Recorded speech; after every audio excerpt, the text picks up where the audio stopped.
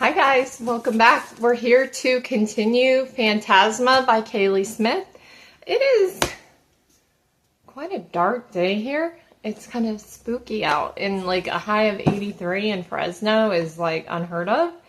And yeah, so let's continue. I'm super excited. This is getting to the good part. Well, it's been getting to the good part the whole book. It's pretty good. We left off on page 172. Okay. The feeling started at her crown, a warmth that dripped down over her face, her neck, her shoulders. Her head became light as her limbs grew heavy. The champagne flute rolled from her grasp and shattered on the floor, and she stared at the sparkling pieces of glass with a languid smile. She felt incredible, indestructible, free. The clothes draped over her skin felt softer than clouds, and she began to rub her hands over her arms and torso, soaking in the heavenly feeling of the fabric. Her hands moved up over her stomach to her breast, and she moaned as she felt them peak beneath her palms. She reached beneath the collar of her dress and began scraping her fingernails over her skin, leaving angry red lines. She didn't know why, but she needed to bleed, needed to release the heat inside of her somehow. "Come over here, lovely. Come sit with us," a saccharine voice purred at her. She twisted around to see a masked woman draped only in strings of sapphires and pearls, lounging back on one of the beds, someone massaging her shoulders from behind. The woman patted a spot next to her on the black satin sheets in the invitation. Ophelia's feet began moving on their own accord, and when she reached the edge of the bed, the pair gave each other a conspiratorial look. "Won't you play with us while we watch the show?" The woman grinned. "We could have a lot of fun together." Ophelia's brow furrowed. "What show?" A second bell chimed. Silk sashes dropped down from between the mirrors on the ceiling, spaced evenly across the room. A flurry of people dressed in the same red and gold outfits. Each claimed one of the sashes and began twisting the silk around their bodies, climbing, twirling, and dancing in the air. Ophelia watched in awe at the gravity-defying stunts, the fluid way the performers were able to move above the crowd, and when they were done, she found herself clapping with the others. "Come, lovely, sit down. This is the good part," the bejeweled woman coaxed. Ophelia sat, and the woman immediately positioned herself to nail at Ophelia's back. Ophelia found herself sighing with pleasure as the woman gathered the heavy tendrils of her curls and moved them to gain access to her bare neck. Ophelia didn't know what the woman's intentions were, and she didn't care. She was too enamored with the performers now, draped horizontally in the air, sashes wrapped around their middles to keep them suspended securely. A few of the partygoers began to approach the dancers, touching them in places that should have been too intimate for so many lingering eyes. But everyone here looked positively greedy for the displays of intimacy. And when the screaming began, Ophelia barely even noticed. Someone was holding a knife over the performer closest to her, and before she could really register what was happening, they plunged a knife through the performer's throat. Blood spurted and poured out of the dancer as their limbs grew limp. The people around them crowded forward in a frenzy, lapping in the blood like vampires. What did those drinks have in them? They couldn't have transformed them all into vampires, right? "Hold still. This will only hurt for a second," the woman purred in her ear.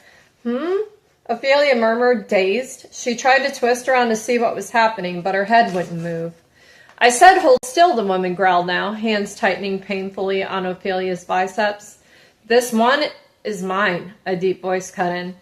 Ophelia's eyes snapped to the stranger towering in front of them as the woman hissed a curse in her ear. The stranger looked so incredibly familiar, but she couldn't put her finger on why. "I got to her first," the woman growled, clinging to Ophelia possessively. "That doesn't matter if she isn't willing," the stranger countered. Then, turning to Ophelia, he reached out a hand in offering. "Would you like to come with me instead?" "Yes, very much." "No," the woman exclaimed. "You want to stay with me, don't you, lovely? We can have so much fun together if you'll just let me taste." The stranger's emerald gaze met hers. "It's your decision." Ophelia reached out and grasped the stranger's hand without hesitation now. As soon as she had made her choice, he wasted no time pulling her up from the edge of the bed and whisking her away, leaving the woman howling curses at their backs. He moved them lethally across the room, slithering through the crowd of people drinking each other's blood. A couple in the center of the room was practically bathing in a pool of crimson and it made Ophelia shudder. The stranger brought her to an empty bed in a far unwatched corner, sitting her down and warning her, "Don't move." As she watched him disappear back into the crowd, she began to panic. She didn't want him to go, didn't want to be alone. "You're a foolish, foolish girl." Her chest tightened at the raspy voice in her mind. She needed to get out of here. She needed... "Hey," the stranger soothed, interrupting her thoughts. He crouched down before her, placing a steadying hand on her knee as he brought his eyes level with hers. "I'm right here. I had to go get you the antidote." "Antidote," she whispered. He lifted the hand that wasn't touching her, a glass of pink liquid in it. "The drink they gave you at the start was a show-acting poison. Each color would make you and the rest of the room experience one of 5 types of lust, and it would slowly kill you unless you broke through its effects and realized you needed an antidote. Amongst the lustful vices, you must pick only one. Before the 4th chime, the truth you must find." Fear ripped through her. The bells had already chimed twice. Which type of lust did I choose? He smirked. "Bloodlust. The red bubbly. The blood drinking, of course." "Here," he urged, pressing the glass to her lips. "Drink." She did, and just like the first concoction, this one spread through her in seconds. Her head went from fuzzy to clear, and the writhing room around her suddenly seemed less opulent and much, much colder. She looked back at her savior and breathed. "Blackwell." He grinned in satisfaction. "How do you feel?" "Okay," she trailed off, rubbing at her temples where a headache was beginning to form. "If you hadn't come to help," "But I did," he said. "Now here's the catch of this trial. You can't get out of here until you perform a task themed after the type of lust you chose." "What does that mean?" "It means that because you selected bloodlust as your vice, you have to drink someone's blood and let them drink yours," he deadpanned. "Now, if you want me to help you choose someone..." "No," she choked. "I am not drinking a stranger's blood." He gave her a devious grin. "You're in luck that I enjoy biting, then." "This is a nightmare," she muttered. "Then your nightmares must be absolutely riveting," he noted. "Do you want to drink first, or do you want me to?" She swallowed thickly before she finally answered, "You first." He pulled her to her feet, shifting to take her seat on the bed before pulling her to sit across his lap. He wrapped one of his arms around the back of her waist. She wiggled against him, making herself more comfortable, eliciting a groan from his throat. "Unless you want this to go in a much different direction, I wouldn't do that again," he admonished. She blushed. "Tilt your head for me, sweetheart," he requested, voice still gruff.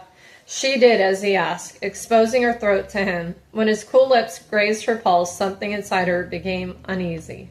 Something about his touch felt off, cold. Maybe it was the remnants of the potion, or maybe she was paranoid, but another chime of a bell made her jump, and she recalled that there was something she was supposed to remember.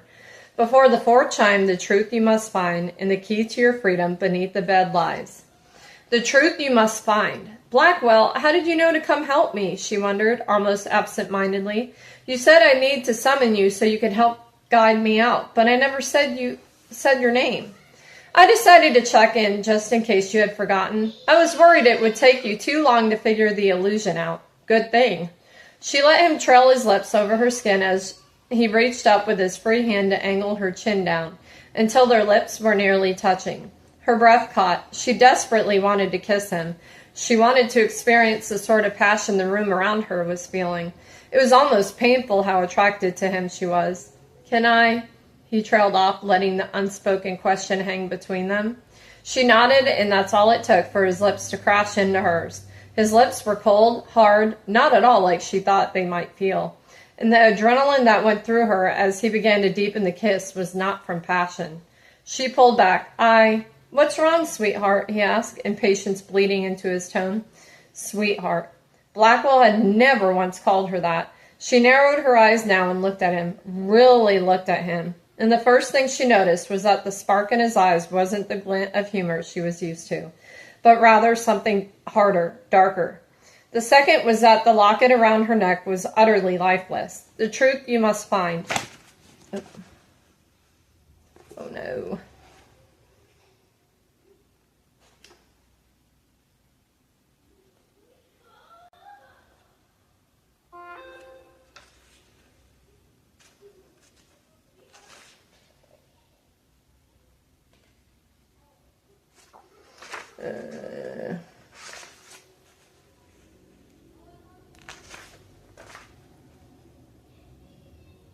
You're not Blackwell, she whispered, the oxygen rushing from her lungs as a spike of fear speared through her.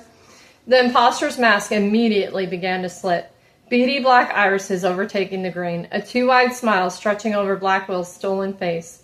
He moved like lightning, grabbing her by the arms and moving her back into the wall next to the bed. She began shoving at the imposter's chest, clawing at any bit of skin she could get her hands on. Get away from me! Hold on just a second, I gotta plug my phone in to the charger. Man, my room is a total disaster, guys. From all these calls, I need to do something about it.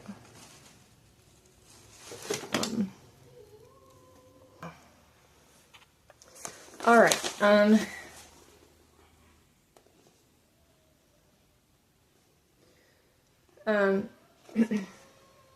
An insidious laugh came out of his mouth as their grip on the back of her neck turned painful. What gave it away? Was it the voice? The way I kissed? I could try it again. I could reach into your mind and get every little detail right to make your deepest, wildest fantasies come true. All you have to do is grant me access. No, she screeched and shoved her heel of her hand into his nose, making the bone crunch and pop, though there was no blood. Leave me alone, asshole. The imposter dissolved into black smoke, and she crashed it to the ground with a surprised yelp. She scrambled back to her feet as the smoke enveloped her vision and made it impossible to see the room beyond it. Squinting into the darkness before her, a tall silhouette began to take shape, the wisp of obsidian slowly dissipating. She braced herself. It's about damn time, the silhouette began.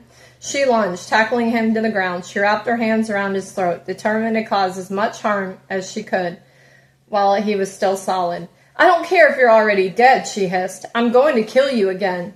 Is this your attempt at flirting, Angel? He choked out, despite the pressure she was putting on his neck. Her lip curled up in disgust. Both of my hands are wrapped around your throat. That doesn't make it any clearer, he responded, blinking out from beneath her and letting her fall forward on her hands.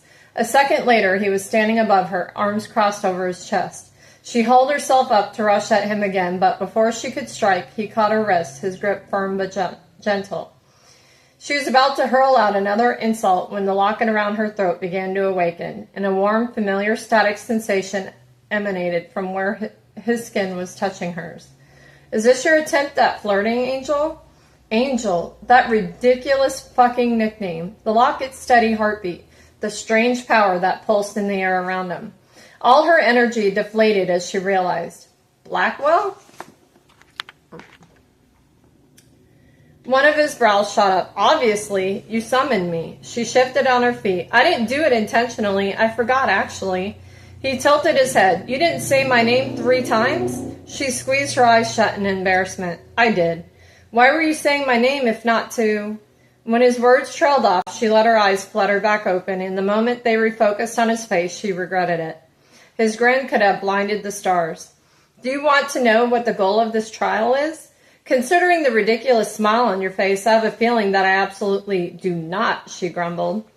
The trial presents you with the choice of pick a type of lust.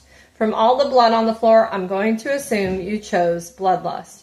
He commented as he looked around at the undisturbed bloody orgy still happening around them.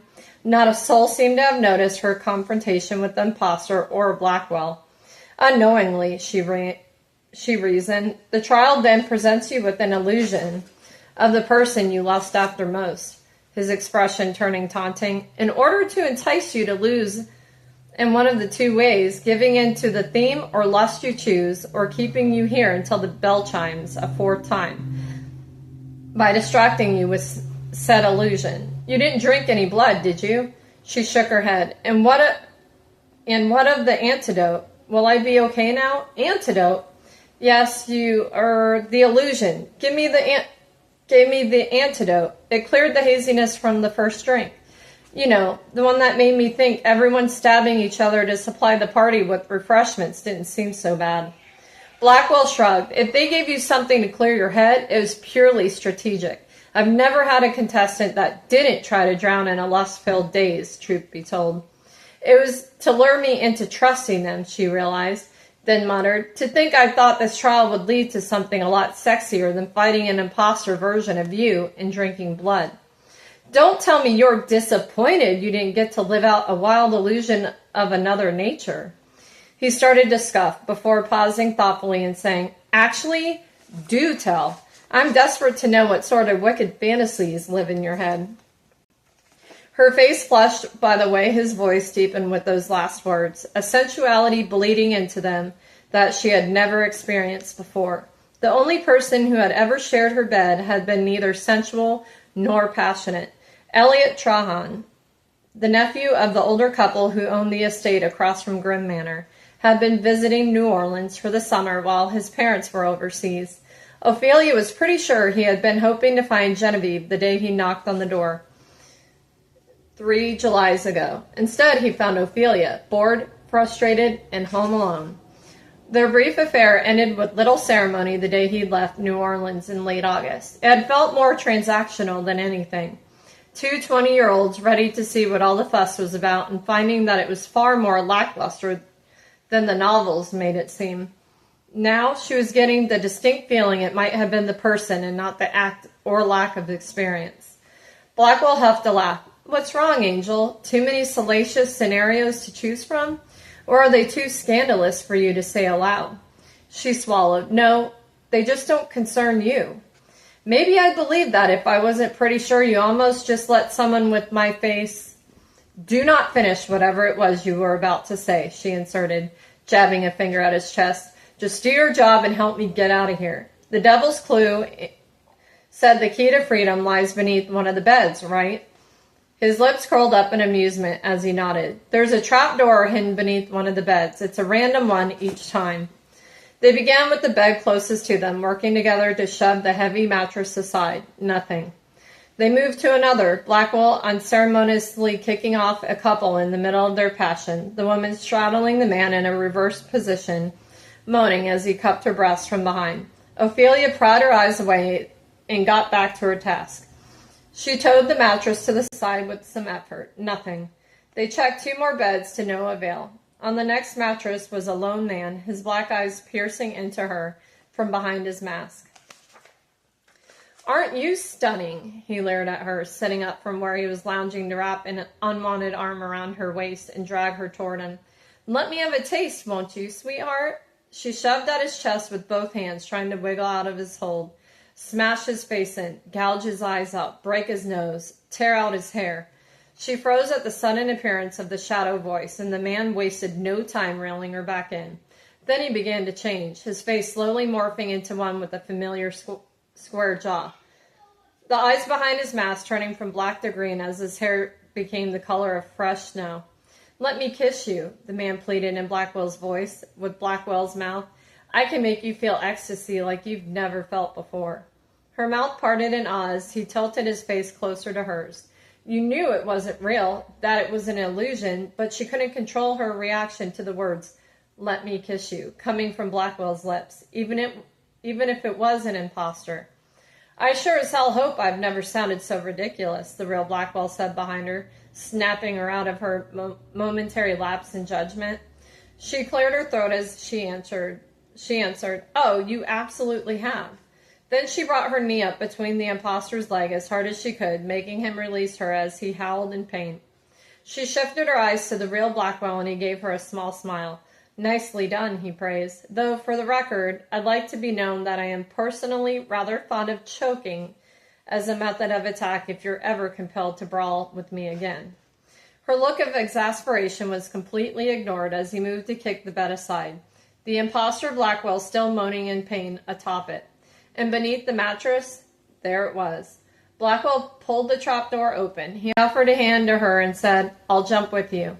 She grimaced down into the dark abyss beyond the trapdoor, remembering the unpleasant collision with the dining hall's floor from the first level. I've got you, he reassured her. Her locket warmed against her neck as she nodded and grasped his still outstretched hand. She let him wrap a secure arm around her waist to tuck her in close. Ready? He prompted. Okay, she said.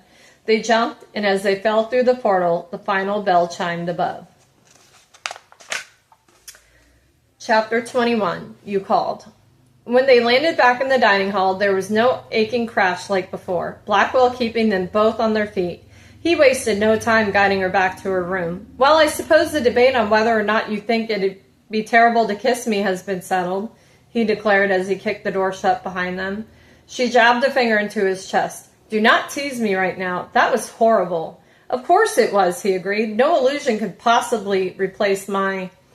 This is not what I meant, she gritted out. Imagine you believe with every fiber of your being that something is real, and suddenly you get an inkling that it is not. I have to live that nightmare every single day in my own mind. Do you have any idea how terrifying it is to have your reality so distorted that you can't trust your own thoughts, your own sight? No, he answered sincere, but it's over. You figured it out before it was too late. You finished the level. But how do I know that? She exclaimed, fear creeping into her voice. How do I know this is real and I'm not being tricked by another illusion into a false sense of security? He watched as she began to pace back and forth, the amusement in his eyes slowly dissipating the more anxious she became. It was too easy to get out of there, she shook her head. I can't trust my own judgment. Clearly I have to get out. I have to... Ophelia, Blackwell sidestepped into her path, making her stop short. That's the point of this place. It's desperate to make you question your sanity. The trial is set up the way it is to make you paranoid the remainder of the time you're here. It's a mind game. How can I trust you? She sniffed, refusing to make eye contact. You were there too. You were there and you were pretending to be protective of me. You kissed me, but it wasn't you. Look at me, he demanded, reaching out to lightly pinch her chin and tilt her face up to his. She swallowed as she allowed her gaze to slide back to his. This is real, he promised. I'm real. I'm sorry the illusion used my likeness to trick you.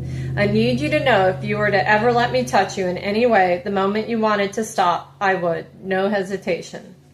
He spoke with such vehement intensity that she didn't have a single doubt in her mind they were true. She swallowed. Okay. His shoulders relaxed a little and the corners of his mouth tilted up again. I'll try not to be insulted that you believe whatever stale pleasure that impostor was giving you could have come from me.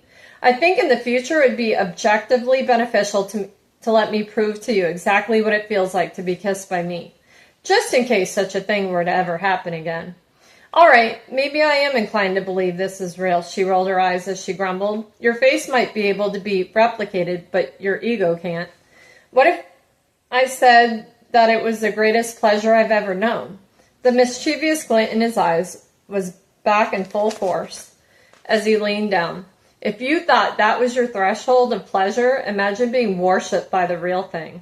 Her breath caught in her throat, and any ability she had to form a coherent retort was lost then and there. A response wasn't needed anyway, as his focus shifted to her mouth. He reached out and rubbed his thumb over her split lip, eliciting a quick, sharp pain. He brought his thumb to his mouth, now painted with a smear of her blood, and licked it clean. She had to swallow the whimper crawling up her throat at the sight. Something about him consuming any part of her made her belly warm. Get it together, she admonished herself internally. It looks like you gave the impostor a hell of a fight at least. Good girl. His fingertips warmed as he reached out to brush them over the wound once more, and she relished the relief of his magic as it healed her. There.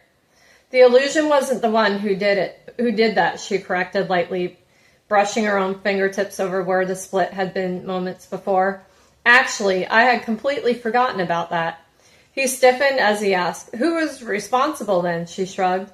One of the other contestants. He narrowed his eyes. Which one? Who cares? I'm fine. You healed me.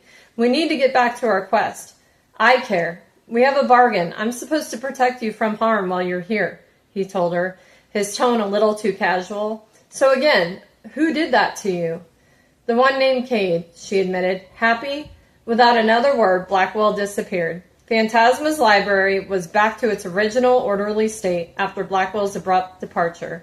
Ophelia had spent an hour pacing her room, too much anxious energy pent up inside of her to be still. In the moments the shadow voice had begun its whispering, she knew she needed to occupy herself with something other than worrying about Genevieve and reliving her kiss with the fake Blackwell over and over and over. Especially because the later led directly to her thinking about kissing the real Blackwell. And that was officially forbidden territory in her mind. He's done nothing that special, she muttered to herself as she strutted through the library. And he's got me on a wild goose chase. There's no reason to let him linger on my mind like this. Someone cleared their throat. Oh! Ophelia came to a halt when she spotted Lucy, huddled near the fireplace with the book. I didn't see you there. Bash her face in, break her nose. She didn't help you. She was a coward, the shadow voice hissed in her mind at the sight of the girl. It would be so easy to make her hurt, make her bleed. Shut up, Ophelia ordered the intrusive presence, giving her head a vigorous shake as if it would make the voice leave her alone. Lucy gave her a strange look. Are you all right? Lucy asked. Yes, Ophelia answered, the response automatic, practiced. What are you reading? Lucy shrugged and stood. Some romance about angels and demons. It was the first one I picked. Ophelia nodded like she was listening, but her feet were already itching to turn around and leave. Lucy noticed. Wait, the girl pleaded. I wanted to tell you I was sorry about what Cade did. It isn't for you to apologize for, Ophelia told her. Lucy bit her lip. I know, but we all just stood there and let it happen. He had us convinced that... I know, Ophelia waved off the words she knew were coming next. It doesn't matter. No one owes anyone anything here, right? We are all going to do what it takes to survive. When you see Cade again, you can remind the bastard of that for me. Lucy's eyes widened a bit at the darkness that had bled into Ophelia's tone. The shadow voice's influence, she supposed, but for this she didn't mind. She hoped Lucy took her words seriously and delivered the message. It's just...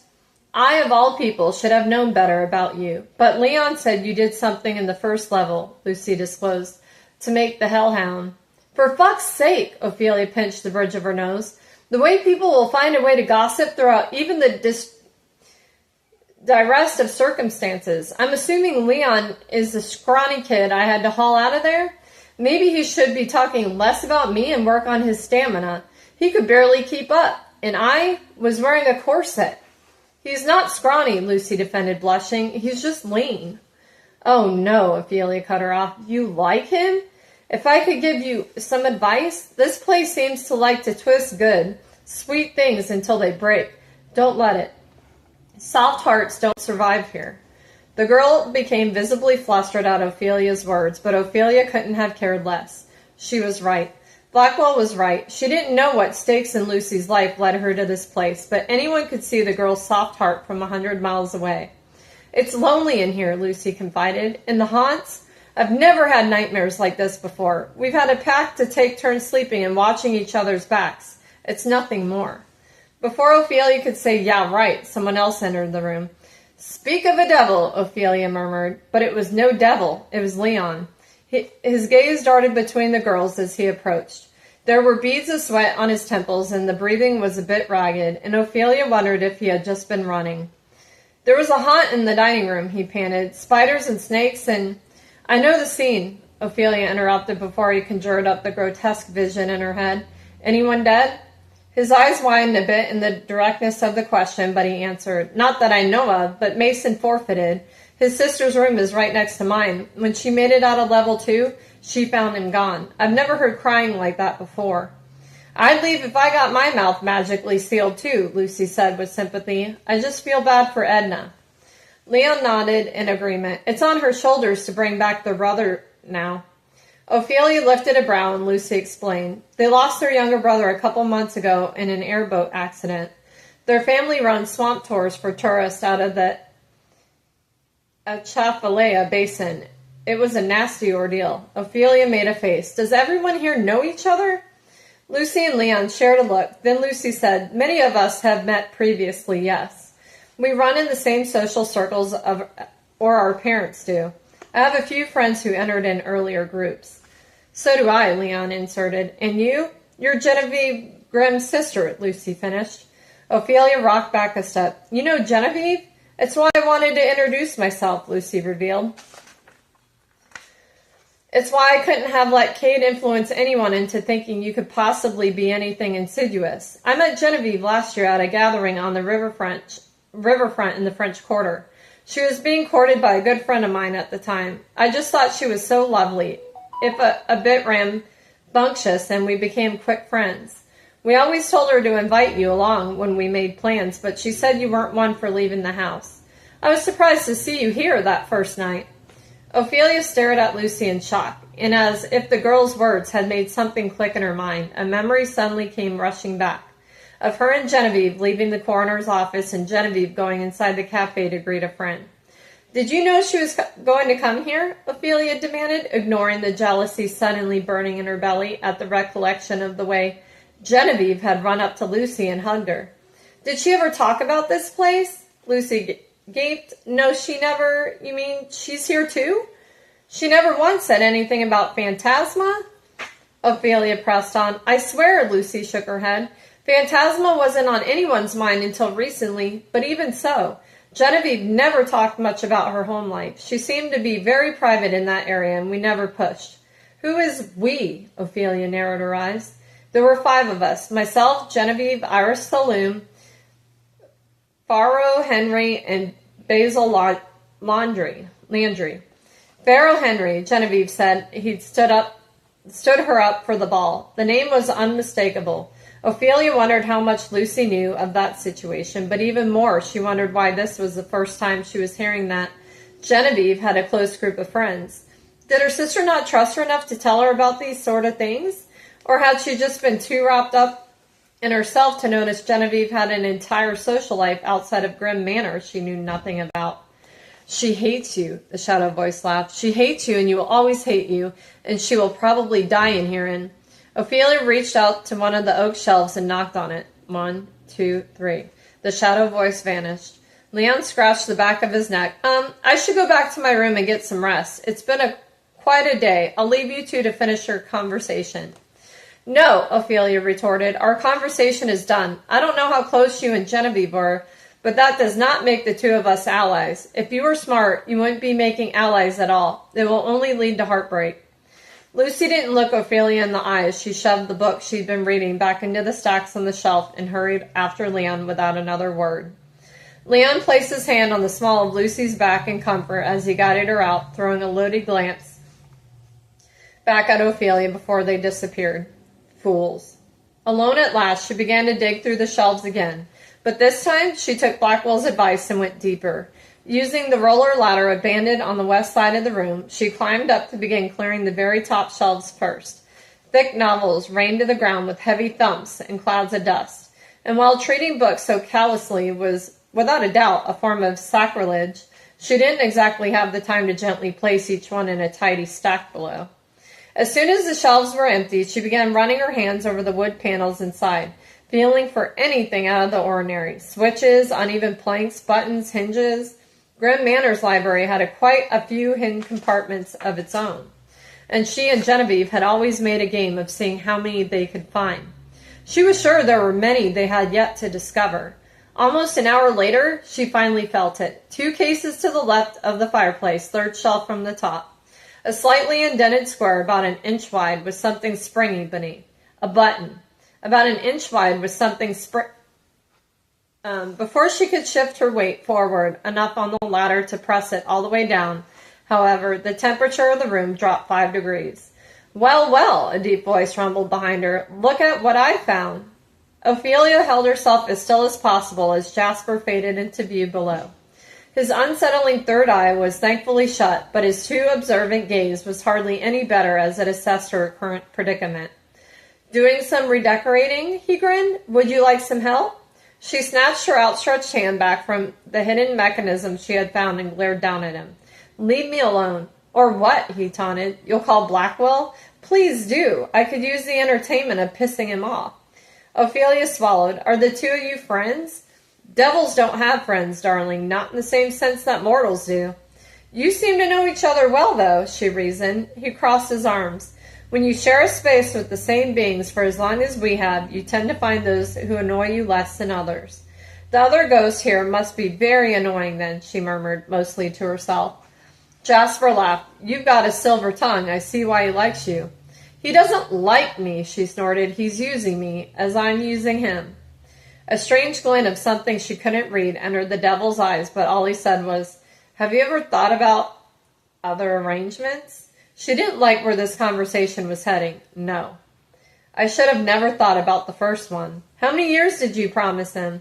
None of your business, she bit out. A decade is a long time, he stated. What if I told you I could get you out of your bargain and make you an offer for a whole lot less? She glowered. I'd let you go back to hell. I don't make deals with devils. He opened his mouth to spear her with a retort, but before he got the chance, something suddenly appeared out of thin air and crashed into the chase in the center of the room. No, not something. Two someones. She recognized the devils from the first two levels, Dreama and Zell. Within seconds, even with both of them trying to eat each other's faces off, she was officially alone with three devils, and two of them didn't have a single stitch of clothing on. She flushed and averted her eyes from the spectacle. Jasper only laughed. If you change your mind, the offer stands. Enjoy the show. With a teasing wink up at her, he disappeared. Moans began to echo through the room, and for a moment Ophelia was frozen in utter shock. The way the two devils were moving together made her skin break out in a feverish sweat. Their performance was somehow more salacious than the pairings in the second trial had been. She knew she ought to look away, scandalized, but a part of her was curious, the same part of her that had been so easily fascinated in the second trial. Until the claws came out. Okay. I'm going to finish this. Dreama yanked Zell's head to the side by his hair, exposing his neck so she could rip her sharp fingernails through his skin. It's time to go, Ophelia told herself as she began to plan her escape route. Press the button before you leave, the shadow voice demanded. Press it, press it, press it. Ophelia twisted back toward the shelf. She had spent all this time searching, and finally she'd found something. She might as well see what it did, right? Besides, it's not like it would hurt anything, considering the devils probably wouldn't notice if the room around them burst into flames. She hauled herself forward as much as she could on the ladder, gripping a rung for balance with one hand as she reached out to slam the button down with her other. There was a sharp click followed by a metallic groan, and a moment later, the ground below began to move. Ophelia cursed as one of her feet slipped from the ladder and she lurched forward to cling on for dear life as the entire shelf began to turn. Before she could blink twice, the shelf had done a complete 180. She was now on the inside of Phantasma's guts, and it was so dark that she could barely see her own hands in front of her, which made her a clumsy climb down. When her feet reached, sounds like quite the ordeal indeed. His eyes sparkled with amusement. Whether at the mention of the devils and their sexual escapades or getting herself stuck, she didn't know. And where is here, exactly? I found a mechanism in that library shelf. She pointed to the bookcase in the center of the wall, and it flipped around into whatever this place is. A secret tunnel that runs through the bowels of the manor, I presume. Clever little necromancer, he grinned. He snapped his finger, and two brass candelabras appeared in his hands. Shifting one into her waiting grasp, he snapped the second time to light all 10 tapered candles, illuminating a good amount of space around them. Enough to see that his outfit was splattered with crimson. The reason for his earlier disappearance came rushing back. Is that Cade's blood? She gaped. She knew he was more than capable of changing his clothes, which meant he left these in their current state intentionally. What did you do? Nothing permanent, he shrugged. Not physically, at least. Well, it isn't like he didn't deserve it, she muttered. Well, on the same page, then, he agreed before waving at her to follow him. Or, we're on the same page, then, he agreed before waving at her to follow him. Okay, we left off on chapter 22, Pleasure. Wow. Okay, so I read for 41 minutes. I knew it felt longer, but I was kind of into it. But guys, I hope you are enjoying this book, and I sure am. We're almost halfway through. This is a long one, but it's good for a lot of reasons. And my new background just came in. Hopefully I have it up by tomorrow. But let me know down below what you guys think is how it's going to end. I have no idea. I kind of have an inkling, but I'm not sure. But Thank you guys for being here, and I will see you guys tomorrow. Bye.